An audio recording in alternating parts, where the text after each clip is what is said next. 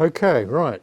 I thought you might be interested in learning about the development, if you like, of pipe cutters. Now, originally they were made for steel pipe, which of course was in use before copper came in. Copper, I think, came into existence, or certainly the British Standard did, in 1947 as BS 659. Subsequently, it went metric in 1971, and in that year we had to change over everything from the imperial sizes to metric sizes, and we made a bit of a killing with all the Hillmore tube benders and changing all the formers and guides, but that's tube benders. Now, one of the first manufacturers that we came across as a business was this fellow, which is an American manufacturer called Barnes. It's got nothing to do with cutting copper, but it's for cutting steel, three-wheel pipe cutter, which was copied, I suppose, because of the Second World War by Record, and even Monument made one, all made exactly the same as that. So, but before then, in Victorian times, this is a fairly crude looking thing with one wheel all broken, and well, I suppose, well, must have been another wheel in there at some stage. Yeah, three wheels again, but pretty horrible really. So then the business that we now have was established, and my father decided, along with his father, that we should start making stuff in the early 30s. And one of the things that my father designed was this one, concerning pipe cutters, which was okay, but it used to break. That was the trouble. It was a great pity, but it was made of a sort of bronze casting. Can you see that sort of goldy colour is bronze?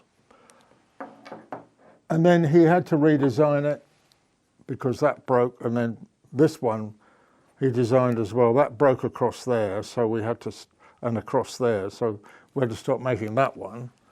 And then he came up with this design, size 1, which is probably, most of you have got one of these. This was designed by my dad in the late 50s, and is made of a what they call a Mazak, which is the trade name for the zinc material, 99% pure zinc, made in the West Midlands. And the reamer blade we punched out on a 20-ton press, and sent the blades up to the die caster in the Midlands. First of all, they came with this round ball knob on, which actually was quite nice, but in the end it got such a pain to put it on the end of the threaded feed screw and then do the nut up. We couldn't get anybody to do the nuts up, would you believe? All it was, well, you remember the Charlie Chaplin film where he's called Modern Times, where he's like this with two spanners on this production line, and he's doing this all day long. It was a bit like the same thing. So I said, come on, we've got to stop this. So we designed this knob that we have now, which is directly injection molded straight onto the steel feed screw. And then there's no glue or anything, it's just on, as it were. Then in the end, you've got a spare wheel with it secured with a little screw.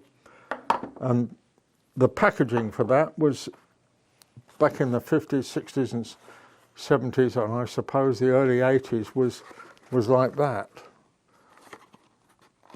And it was okay, but nothing like skin packed, which is what we do at the moment. But then we got found out because we didn't have a small one, so we invented a small one, which went up to, as Jamie has said, it goes from sort of virtually nothing up to 22mm and occasional 28mm. We actually won a prize for that, and can you see the bottom first, second floor? There's a sword or dagger in there called a poignard, which is a Wilkinson sword poignard, and we won a prize for that at a trade show up in the NEC, and I went and got the award. The winner got a dress sword, which was awarded to a padlock manufacturer. I mean, you know, a padlock. But he was a hell of a nice man. What was the name of the padlock maker? Yale. Squire, Henry Squire. And I used to see him at Heathrow Airport at Cologne Hardware Fair time, and we always got on the same plane together. I said, "How's your dress sword? You were jolly lucky to win that." Anyway, that's by the by. But I was quite proud of that. The main thing we did was to tell the examiners that, you know, nobody in the UK made one, and because we're going to make it, we're going to stop all these horrible imports coming in, and they bought the idea, really, which was pretty good. And then what happens, of course, is you're all now familiar with this thing, which is invented in Isleworth by a man called Garton, and it took the world by storm, this thing. I needn't tell you what it's called, but we became one of the biggest distributors of it and really put it on the market for them. I was offered the prospect of making them at Monument Tools, but unfortunately we couldn't afford to patent the pipe slice in every country of the world, which is what the inventor insisted upon, and you can't blame him for that, but we just could not afford to do it. So anyway, he gave it to Copex, which was in Slough, but it's now in Coleshill in Birmingham. But Copex took it on because they could see the benefit of it, and we became their biggest customer. In fact, you saw pipe cutter wheels being made down there. We originally started making all the wheels for these when this first came out. But for some reason they didn't like them and they went away from us. But never mind. John, in the timeline of that, when was that? This is 1980, well, late 70s, I think, probably. That's a good question. I can't really remember. But it shook everybody, that, and it's very clever, the way it works. Now, having said that, you could then see, couldn't you, that this took all our business away on these. Well, not all of it, but most of it. So I sat down with a chap I knew in the Midlands one day and said, "No, look, come on, you and me are going to sit down and we're going to invent another way of doing this, because I'm fed up with not making the proper gross profit out of pipe cutters because of this." And so anyway, we came up with this. And I have to say, it's one of the most incredible products I've ever been involved with personally in my somewhat extended life as a plumbing tool manufacturer, I suppose. I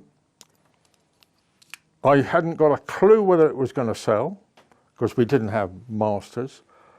I spent £100,000 getting the dies made, getting the patents done, all the drawings and what have you, all the tooling that we needed.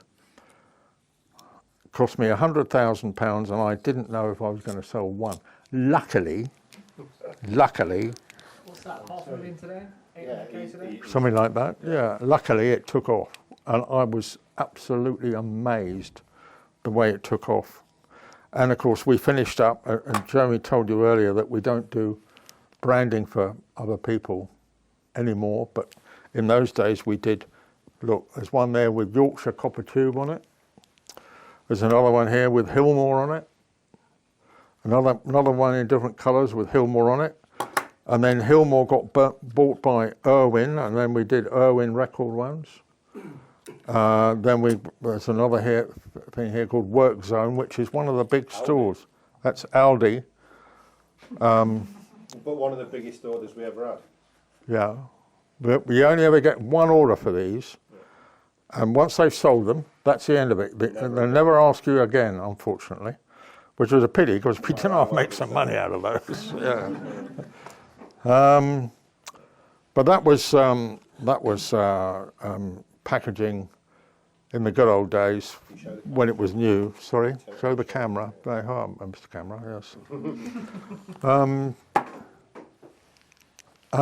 Then, of course, we managed to get the contract with the USA for these, and it's now in Home Depot, the biggest DIY store in the world, and it's also in Lowe's, the second biggest DIY store in the world.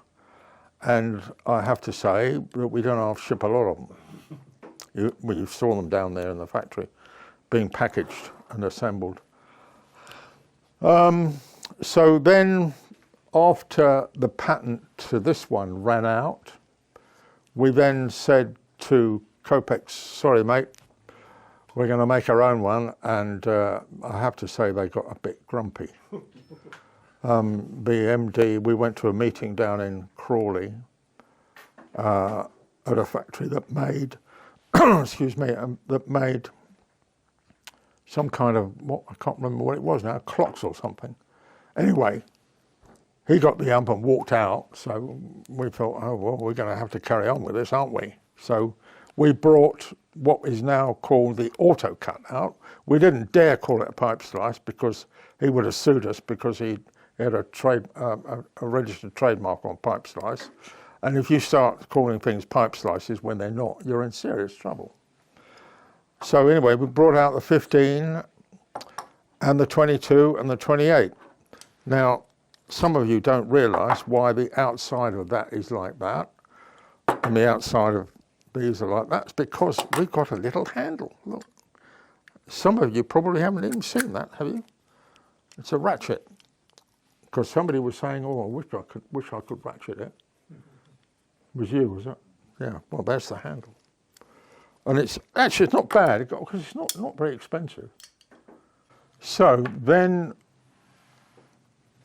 we sort of continued to try to develop automatic pipe cutters. Well, this one, you probably don't know too much about this one. This is what we call a 300M, and it's truly a semi-automatic pipe cutter where you put it on the tube, you tighten this knob down onto the tube pretty tightly, and then just rotate it and it cuts for you.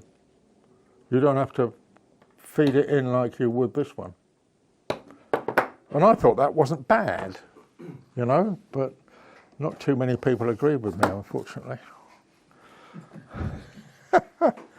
And now, latest of all, we have started making these lovely little ones. These are made out of a piece of aluminium, and they're CNC machined on the inside to fit the spring and the whip pins and the wheel in. Unfortunately, they got a bit expensive, so we've had to stop making those, and we've now just introduced this one, which is, you can get this in 6mm, 8mm, 5/16 OD, and 10mm. And that is coming out pretty shortly, and it's a very nice addition, but unfortunately it doesn't fit the ratchet handle because it's a bit small. I'll just show you these. This is one of the original samples of this type of pipe cutter, which we made up out of clear plastic and bits of steel and stuff. So that's quite nice. And there's the original round thing before we, made the separate piece components. And then lastly, I'll show you what became a multi-pipe slice. I don't know how many of you have ever seen this, but it's a multi-size pipe slice which has 15 and 22, but it never really caught on. even more recently, we've started making these plastic pipe cutters, which we've invested, to be frank. I had a lot of money in. There's, I don't know how many sizes are, about 8 sizes, aren't there? Something like that. It's incredible. But this doesn't have a cutter wheel in it. It has a very sharp razor blade in it. But it's really good, actually. It works very well. And we sell these, believe it or not, in Australia. We sell them. We sell them in, have we sold them in New Zealand? And then we're also going to sell them in the Middle East, hopefully. And do we sell them in South Africa? I can't remember. Yes, we do. Yeah. That's about it, really.